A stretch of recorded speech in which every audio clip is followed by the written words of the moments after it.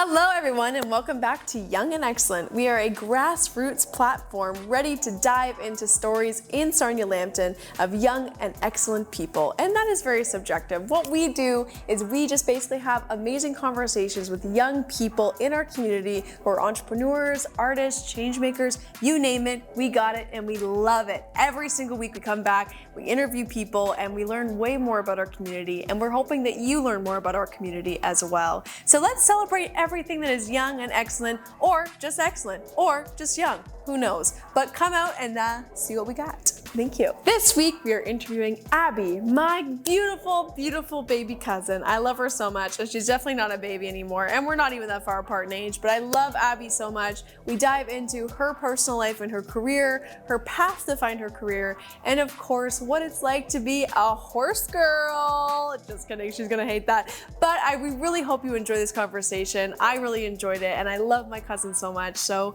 enjoy. And thank you to the Sarnia Journal for publishing us, sponsoring us, and uplifting our voice. Thank you so much. We greatly appreciate the support. Honestly, this show wouldn't have been anything without y'all, so we really appreciate it because I like this job.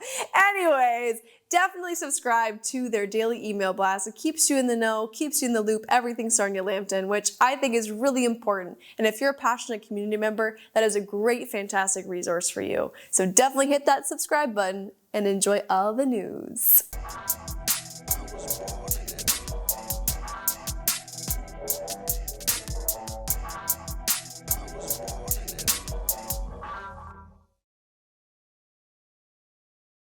Well, welcome to the show, Abby. For those who don't know at home or who are listening, this is my cousin, Abigail Damon, which I'm very, very happy that you've come on the show. Thank you for coming. No problem. Happy to be here. So, just an easy question to start us off. How are you today?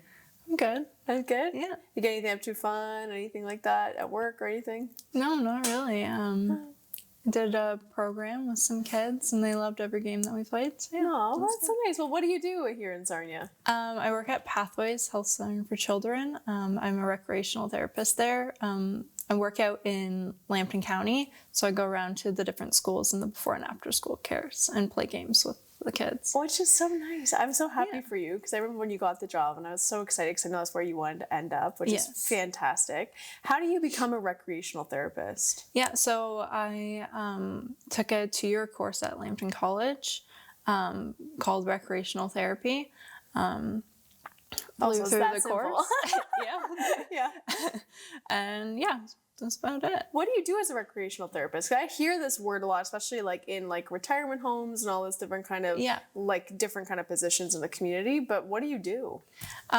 So my focus is on children and youth. You can work with elderly people, but you don't have to, which I prefer the kids. Yeah, absolutely. But it's to improve the quality of life of people that struggle to get the proper amount of quality of life. But that's really cool though. Yeah, I really like the description. You increase the quality of life. Yeah, so it improves the physical and mental health of people. That's really awesome. Yeah. So what made you want to do that? I've actually never actually got to sit down and actually ask you these questions. So like this is really nice for me as like an older cousin to be like, why did you go into it? Yeah, so I always wanted to be in healthcare. And I always wanted to help people. This course doesn't require math. Oh, yeah. See, I'm with you because you got some smart cousins, and I'm like, I don't know how y'all do it. So many nurses. So this is a way that I could help people and be in healthcare, but not have to take any like math or science courses.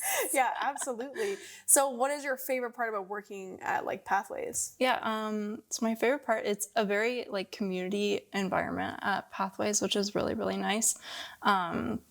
There's a lot of different opportunities in there. So I've got like the pool, which I also work in as a lifeguard. And I get to gain experience every day doing what I do. That is so cool. Yeah. And it's such a fantastic place to work as well. I love that all the employees there are always so nice. Yeah. So for you, like, I really love that you're very community focused in this role. Have you always been community focused, or is this something new that came out from your education? It's something new that came out from my education for sure. I never really was involved in the community until I started at Pathways. Yeah, because I was gonna say, I feel like you're very introverted. Yes, I am. Yeah, Yes. absolutely, and very shy, and that's more than okay. And I love that part of you because there's such a soft, gentle way about you, and I feel like that's gonna fit so well with your position. Yeah. And I get why you went the way you did. You're also a horse girl. Yeah, Let's talk about that. a What's it little bit. like to be a horse girl? Because you and I'm not Ryan really both. much anymore. Yeah.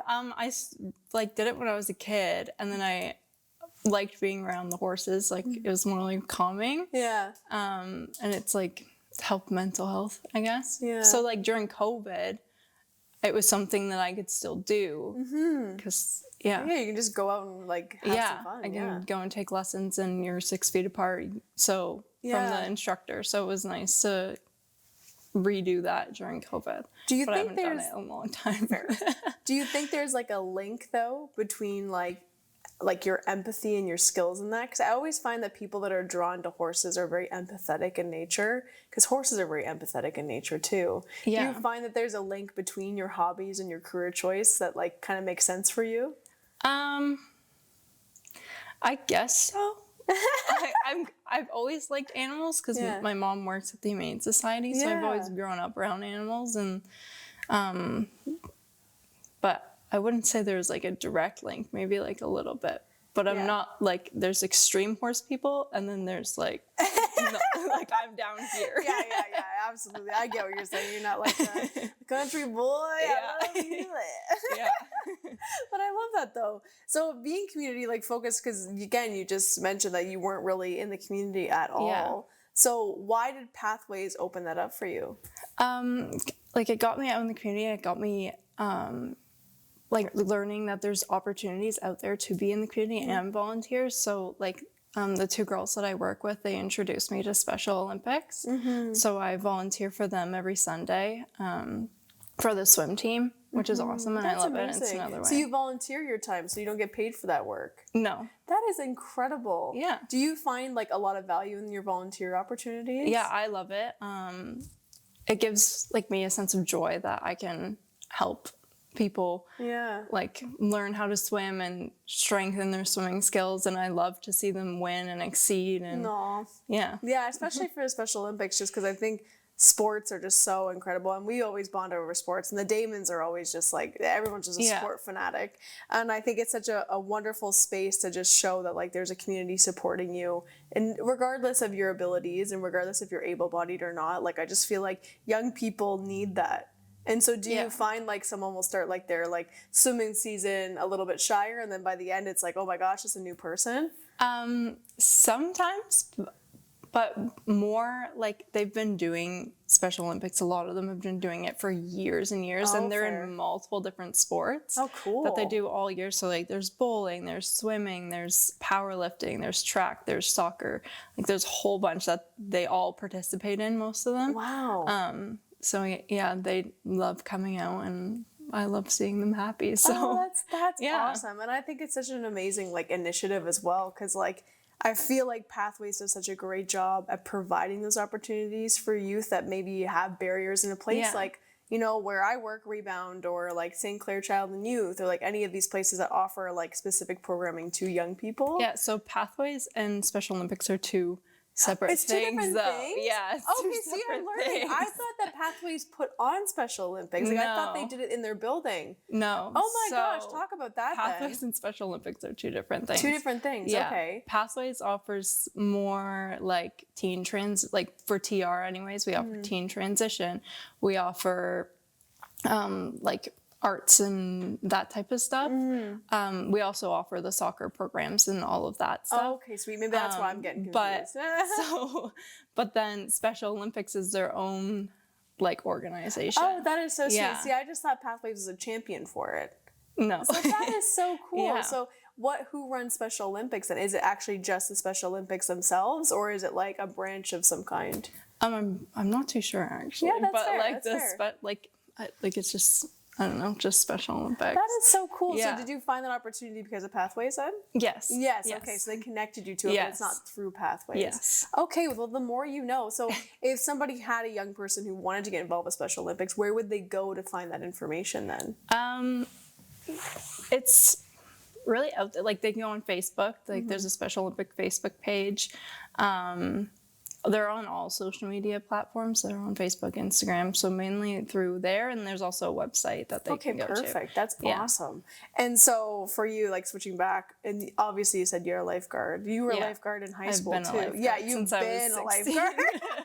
You've been it. Yeah. And so why do you like that field? Because I feel like you haven't really stepped out of that.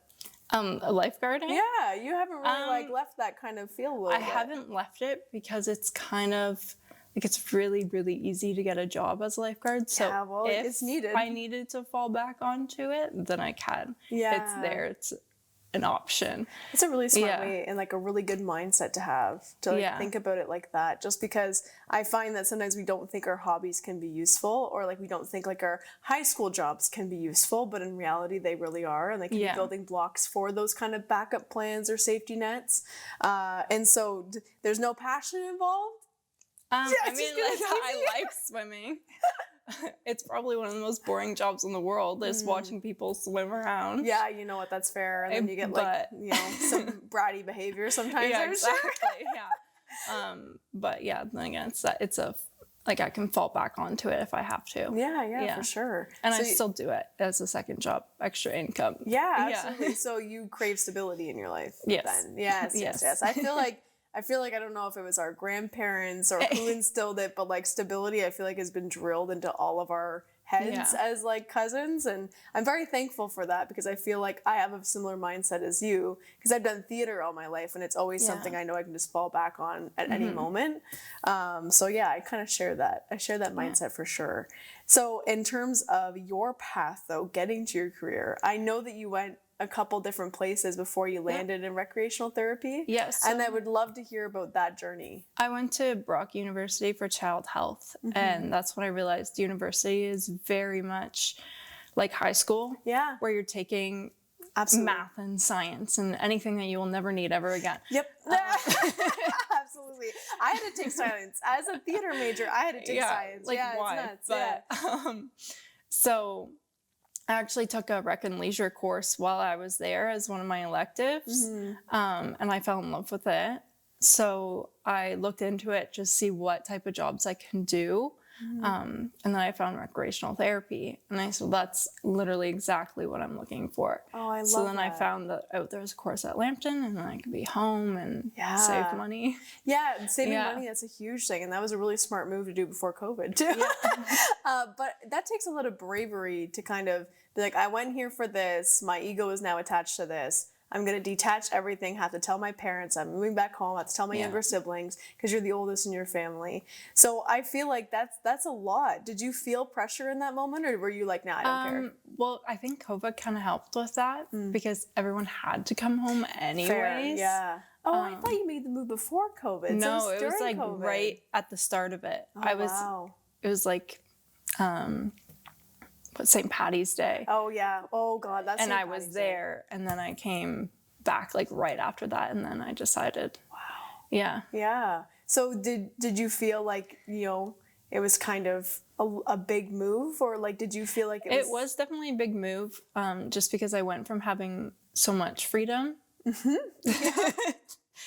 having more limited freedom at home. I feel that sentiment of big time. Yeah, big time. That was the hardest part. Absolutely. Yeah. But then was a weight lifted from you though, like while you transitioned back to? Yeah, it was definitely easier school wise because I was struggling in university because I wasn't enjoying what I was doing, and then when I came back to college, I enjoyed what I was doing. If anybody's like listening or watching right now who is maybe thinking of doing that too, like they're not happy what they're doing, whether it's college, apprenticeship, university, like what would be your advice to them in terms of making that change? Definitely doing the research on what outcomes would come from it if you're going from university and coming home or to a different college. Yeah. Doing the research on what program you're doing and what you can get out of it. And if that's ultimately what you want to do, then go for it. Yeah, I say that too, because I also made a change in my university life. And I always tell people, I'm like, life is too short. you're spending too much money in that place anyways. Yeah. Like, there's no point trying to stick through it or trying to please anybody else other than yourself. Like, I just feel like parents also have a huge influence. I feel like we're pretty lucky that, like, our parents, even though they want what's best for us and they'll push us in that direction, I feel like I have a lot of freedom in what I choose for my life. You know what I mean? And on average, like, most people change their career path 7 times. Yeah, So, absolutely. yeah. I know mine's going to change. I'm like, mine's going to continue to change and keep going and keep going. I really want to be a funeral director one day. I honestly, that's one of the things I was thinking about going into as mortician. We should start a business, the Damon Funeral Home. Yeah. Oh my God, mark it down right now. We should do that. Yeah. Oh my God, that can be like a 35-year-old dream. We'll reconvene and we'll see how it goes. Sounds good. That is so cool. Why mortician? Because I like makeup, and doing makeup and hair. Fair. So, and I mean, people can be annoying. So doing it They're on dead, someone they who can't can't- talk to me Don't kill me. would be I love how that's like your motivator. Yeah, see, I want to do funeral directing just because I feel like, and you know that in our life, that we've experienced a lot of loss, like a lot of funerals, and I've always had this dream of being that one that helps families transition in that process and handle grief. Like I'm good at helping other people with grief as well. Absolutely. So. Well, probably because of our experience. But that is so cool. Okay, so we're definitely going to start that. We're going to leave a legacy in Sarnia. It's going to be about death, but like, you know what? It's great.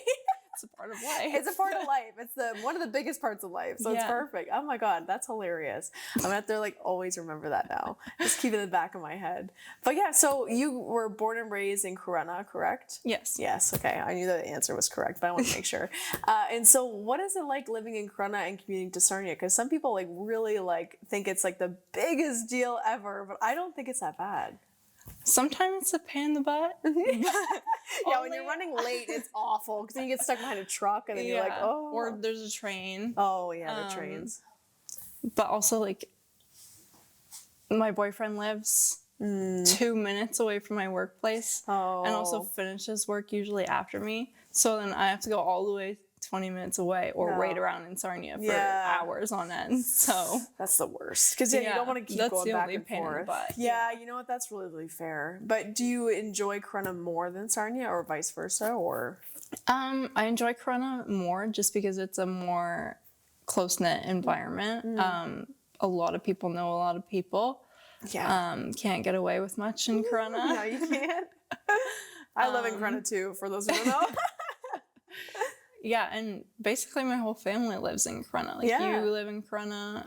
My Aunt Charity lives across the street from me. Yeah. So, Yeah, Victorian Train used to be on the street too. Yeah.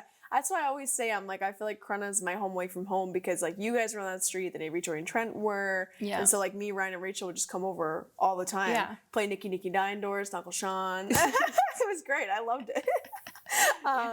But yeah, no, I really, really enjoy Corunna just for that family lifestyle. Yeah. Do you put a lot of value in your family lifestyle or is it more of like, I'm good. I don't need my family? No, I definitely. Answer carefully. I do. I value my family. Sometimes I feel like I don't want to say that they don't want me, like especially cousins because like they're all older than me. Most of them are like they would rather have their own time. Yeah. Like if they're going out in public, then like I'm not usually invited if that makes sense. But I think it's because I am so shy and like they don't know the fun side of me. Yeah, that's a really good point. Yeah, honestly, because like I feel like we're very close. Yeah, I feel like I'm close with everybody, and like we have our cousins' nights and stuff like that. But I also feel like I was privileged because I was part of the older group, even though I was one of the youngest ones. I'm the seventh. Yeah, because it was OG 7, but you were a baby for a lot of that. And so, but you're the oldest of your clan, basically. Yeah. So how does it feel to be like the oldest in your household, but then still feel like a kid when it comes to like us cousins? It's a lot of pressure because I feel like I have to be a role model for Autumn, Jasmine, and my brothers. Yeah. So like, I feel like that's kind of where my perfectionist side comes from because I'm trying to be perfect and a perfect role model for them to look up to. And then when it comes to you guys, like I'm just like shy and I kind of like keep to myself. Yeah. Yeah, absolutely. But do you feel like there's like, I don't want to say like trauma. I've just been doing a lot of research about like sibling trauma and where you land in your family tree and how each person and how they land in it actually has different trauma because of their placement. So there's the youngest sibling trauma, which is what I experienced. There's the middle child trauma, which James and Ryan would experience. And then there's the oldest sibling trauma, which you and Rachel would have. And so do you feel like there is a level of like oldest sibling trauma that you've experienced? Again, it's no fault to anybody. It's just kind of how life goes. Yeah. I feel like Rachel, like if you're going to look at it from me and Rachel's side, I was the only girl where she's the first of 3 girls. That's very true. So I was always kind of like, I'm kind of like my parents' golden child. Yeah.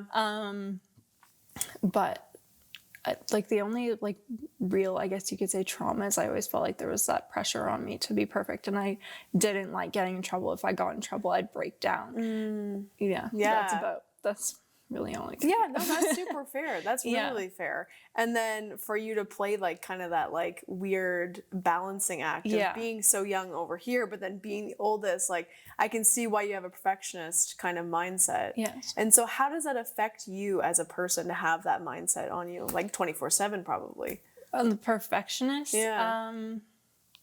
It affects me in positive ways and negative ways. There's pros and cons to everything. Yeah. Like for my work life and like school, it's a good thing because I'm always striving to be the best me. Yeah. For socially, like I always feel like I'm gonna say the wrong thing, like, and I don't want to. I want them to think I'm great. Yeah. So it kind of puts that pressure on it. So socially, I'm not that. It defeats me, but well, because then you also want to be the perfect friend too. Yeah. But then like you can never win. Yeah. I feel like because I also have a little bit of perfectionist in me, but I feel like that mainly comes from like having a single mom and kind of having to make sure that I was a little bit more on it because like again she's going through so much and trying to raise 3 kids on her own kind of thing. Yeah. So like it's a very different kind of perfectionist where it's I don't want anybody to feel like they have to take care of me. Is that kind of how you feel, or is it more of like, I want to make sure that I'm the best I can be? It's more, I want to make sure I'm the best that I can be. Yeah. I feel like a lot of oldest like children feel that just because, you know, like your parents, it's their first go of having a kid. There's a lot of learning curves. There's a lot of like, you know, taking care of younger siblings as well and chores and this and that like if you're not perfect at it, you're almost causing a grievance to like your parents, you know? Yeah, I wouldn't say like a grievance, more like a disappointment. Yeah. But you're really not disappointing them. And like you realize that when you get older, you're not disappointing them. But it just feels like that in the moment. Yeah, absolutely. Yeah. And like I feel like that's why I'm so fascinated by like the sibling trauma and where you're placed in your family tree. It's just because again, it's something that's so universal, and it's not like you could have the best parents in the whole world and you'll still have it. You could have the worst parents in the whole world, you'll still have it. And I think it's just so fascinating because I think that's more testament to like humanity and how we treat each other like socially and culturally. But anyways, I could go on about that. I could go on and on and on about this. But so what do you get up to for fun nowadays? I go bowling every Friday. I bowl in the league at Marson. I actually see this on the TV there every once in a while. Oh, okay. I hang out with my friends, and that's really about it. That sounds like a quaint life, though. Like, do you feel like proud of yourself to like have? I do. I'm good. I like see where I started and like how far I've come, and it's nice to be able to look because back I know I'm proud of you. Yeah. Like I just like see you like succeeding and thriving and just like living your life how you want to live it. And that's something I've always admired about you because it's something I have difficulty with because I'm such a people pleaser. And so I just really admire the fact that you have so much courage to be like, this is who I am. This is the life I want. And I'm going to get it. And I think that's really, really cool. In whatever capacity it looks like. But yeah, why bowling though? Bowling, I was actually introduced to it a couple of years ago by a friend. And back then I noticed it was such like a family environment. Everybody was so nice to each other and like everybody made you feel welcome no matter if you were just watching or if you were actually playing. Yeah. So again, over COVID, when I was trying to find things to do because I was bored out of my mind, I joined a league and I haven't stopped since. Oh man, that's awesome. I know you wanted me to join and then my life got so busy. I would have loved to though. Once my life kind of winds down, I'll let you know. Okay. We can bowl in the same team. But you know that Grandma and Grandpa were bowlers too, right? I knew Grandpa was. Yeah, we have his bowling ball. Apparently he was like really good. Yeah. So you just are continuing the gene, I guess. Because I don't think anyone else in our family My bowls. dad bowled with me last year, and my mom is bowling with me this year. Oh, that is so sweet. Did Uncle Brian do okay? Yeah. Yeah? Is he good? Yeah, he's good. Okay. We'll see. He's better than me, so. That's awesome though. Yeah. So again, like keeping that family style and keeping that community focus, and I think that's just so cool. Just because again, I've seen you grow up. I was literally there like from the moment you were born till now, which is just such a privilege for me, to be completely honest. And I feel like I'm old father time, but we're really not that far in age. We're like 4 apart, like 4 years. But I just out of curiosity, what is the first memory you have of me back in the day? Teaching me how to swing on a swing. Are you serious? Yeah. Was it been like the... It was like, I always kind of, like, my parents would always tell me to, like, leave you alone because they knew I drove you crazy because I looked up to you. You didn't try to be copy crazy. you. And then you teaching me how to swing on the swing was really nice to me. Oh, well, that's very sweet. Also, you didn't drive me, like, absolutely nuts. It was just, like, the thing where, like, if I wanted to play... And again, I didn't have the experience of having younger siblings. So for me, it was just so foreign to have this little thing look up at you and be like, I'm going to copy everything you do and everything you say. Every kid has that. Yeah. Every kid has someone that they look up to and copy. Yeah. And just... But I'm happy you chose me because I feel like we had so many amazing moments because, like, I don't even remember the frustration. Like, genuinely, like, now at this point in life, like, all I remember is the joy from, like, our interactions. So I'm sorry that, like, maybe I, like, was just like, tell her to leave me alone. I don't know. But, like, I genuinely don't feel that way. Yeah. But I do remember getting, like, really upset a couple of times. It's just hilarious. But, yeah, I'm happy I taught you how to swing. Swinging, I still swing. Like in Corona, like I'll go around the block and I'll just like literally swing, and I'm like, it's the best feeling, just like feeling carefree, like you're a kid again. Yeah. That is so sweet. Thank you for sharing that. My first memory of you was when I think you were like 1. And obviously I remember like you at the hospital, but I remember when I was like, this cousin is going to be one of my favorite people, is you used to make this face. And it was the funniest face. And I remember, like, it was me, Grandpa, Grandma, and, like, the rest of the cousins. And, like, all our parents were gone. And we had, like, a video camera on you. And you just kept doing this face. I can't even, like, replicate it. It was, like, you looked like an old Dutch man.